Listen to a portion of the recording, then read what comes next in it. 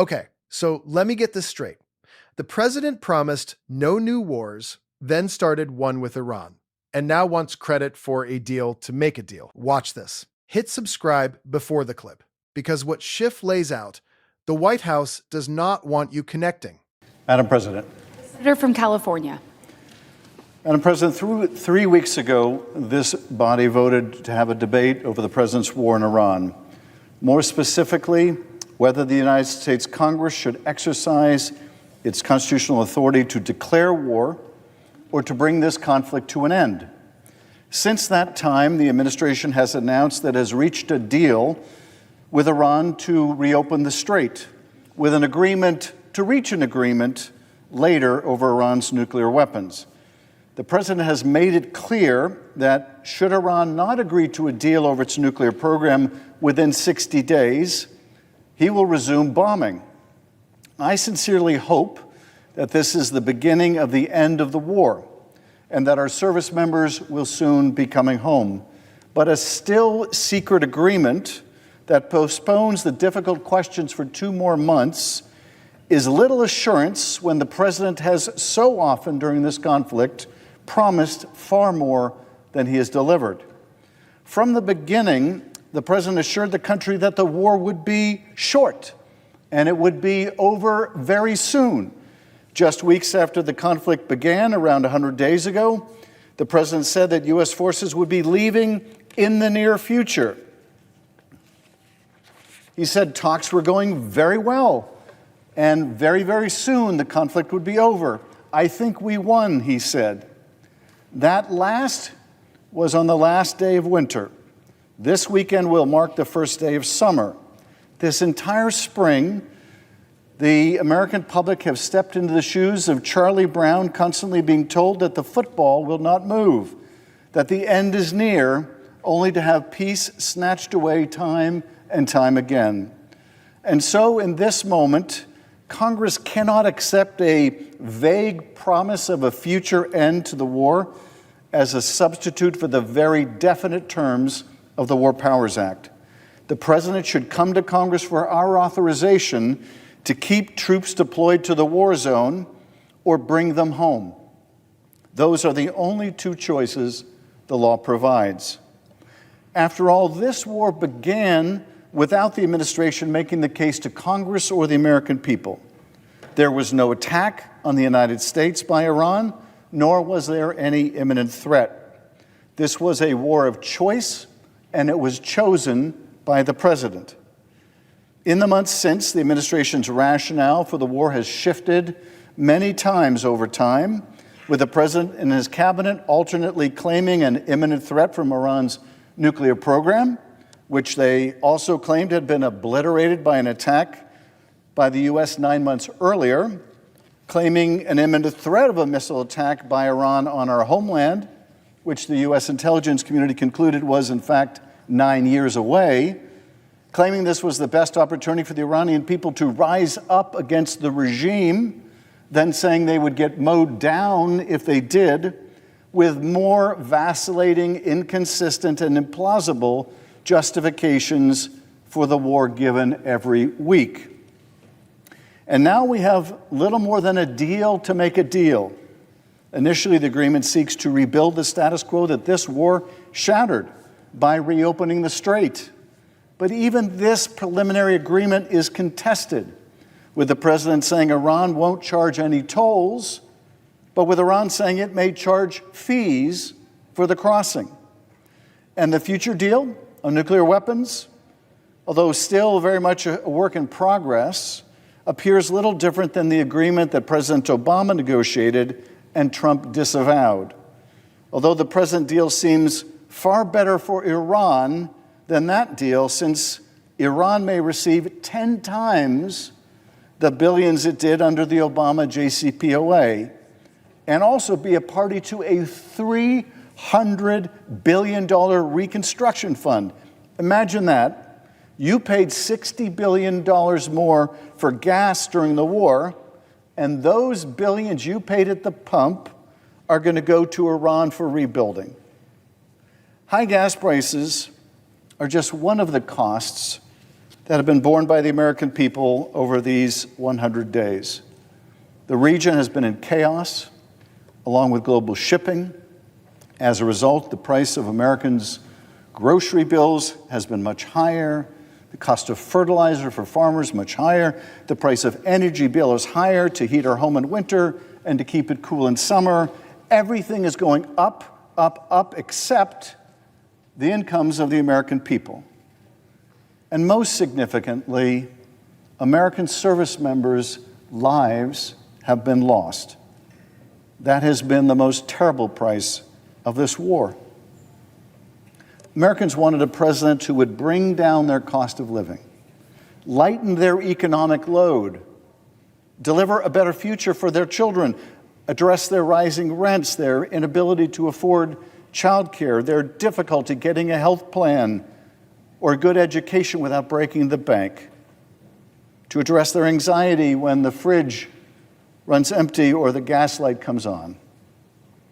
But this president did the exact opposite. And now we are told that Iran, not the U.S. taxpayers who footed the bill for all of this, may be set to receive $24 billion in sanctions relief and another $300 billion in reconstruction, reparations, or investment. This war of choice was brought to America by a president who promised no more foreign wars, no more Middle East wars, no more regime change wars. Someone who said on election night to the entire world, I'm not going to start a new war. I'm not going to start a war. I'm going to stop wars. But now says, I didn't guarantee no war, and that he didn't build such a powerful military for nothing. So let's look at the record of this president who promised no more wars and that he would focus on the problems of Americans here at home. 200 people killed in boat strikes in the Eastern Pacific and Caribbean Sea, with more strikes every week. An attack on Venezuela, capturing President Maduro and now leaving in power his corrupt second-in-command, long past the time when that country's constitution demands a new election. And the country's rightful president, the winner of Venezuela's last election, is relegated to the sidelines, little more than an afterthought. And now the stationing of American military right off of Cuba, blockading that country and indicting its leaders. The war in Iran is far from over, and the president seems to be promising another one when it is, saying with respect to Cuba, he likes to do things one at a time. We have in this moment an opportunity to show the president and the country that we are listening to our constituents, that we hear their concerns, that we will do our job to make their voices heard, to bring down the cost of living and address the difficulties they find in just making a go of it. We have a responsibility to uphold what our founding fathers gave us, a constitution that provided Congress with the power to make war, not the president.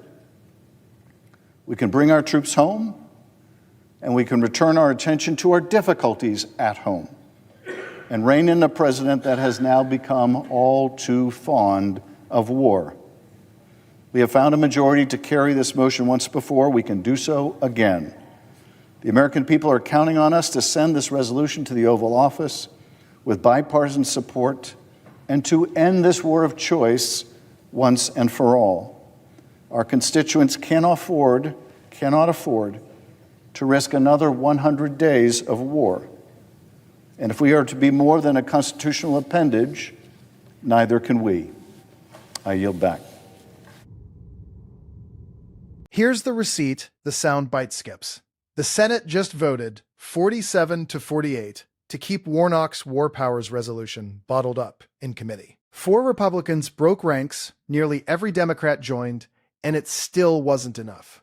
And the timing is the tell. That vote landed exactly as Trump was touting a framework with Tehran, whose actual terms are hidden from the lawmakers being asked to fund it. Schiff's point is simple. The Constitution gives Congress the power to declare war, not the president. They want you focused on the announcement, We're going to look at the paper that isn't there. That's the whole frame right there. Schiff isn't giving a speech. He's putting the law next to the timeline. The War Powers Act gives two choices. Full stop, authorize the troops, or bring them home. There is no third option called trust me, a deal is coming. Now look at what's actually in that framework, because this is where the talking point falls apart. The 14-point memorandum sets a 60-day window, reopens the Strait of Hormuz, and lifts all types of U.S. sanctions. It includes at least $300 billion in reconstruction for Iran, plus the release of billions in frozen assets.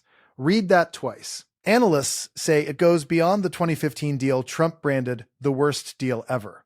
Iran gets to sell its oil freely, gets immediate sanctions waivers, and the hardest nuclear questions get pushed down the road. The man who tore up the Obama deal just handed Tehran a bigger one. And that's the contradiction Schiff drives straight into. They told you this war was about stopping Iran. Now the result is Iran walking away with 10 times the money and the leverage of the strait it can choke whenever it wants. The justification kept shifting. Imminent threat, then 9 years away, then regime change. Every week, a new story. That's not strategy. That's a defense looking for a reason. Here's the part that hits your wallet. During the war, the national average for gas climbed above $4.50 a gallon. The Strait of Hormuz is a choke point for much of the world's oil, gas, and fertilizer. So the cost ran straight through everything. Your fertilizer, your grocery bill, your energy bill.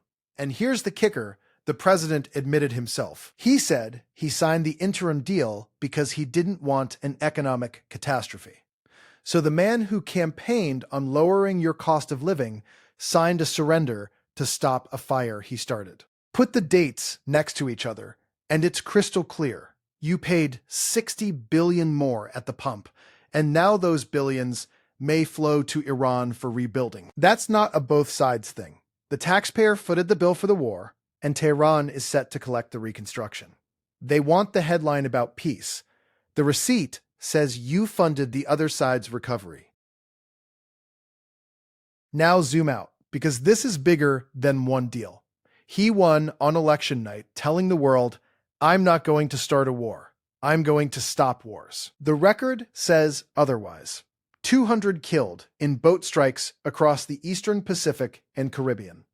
An operation against Venezuela, and American forces stationed off Cuba in a blockade. Democrats say it plainly. A president grown all too fond of war, while rent, childcare, health coverage, and grocery prices only got worse. That was the moment. Schiff didn't demolish anybody with a one-liner. He walked the timeline until the promise and the record couldn't stand in the same room. No attack on the U.S., no imminent threat, no authorization, no terms, no end. A war of choice, sold as peace, paid for by you. So here's the line. Next time someone tells you this was a win, ask them why the deal is still secret and why Iran is the one getting paid. That's the whole story. They wanted the performance. The record told a different one. Full stop. Hit like, subscribe, and I'll see you in the next one.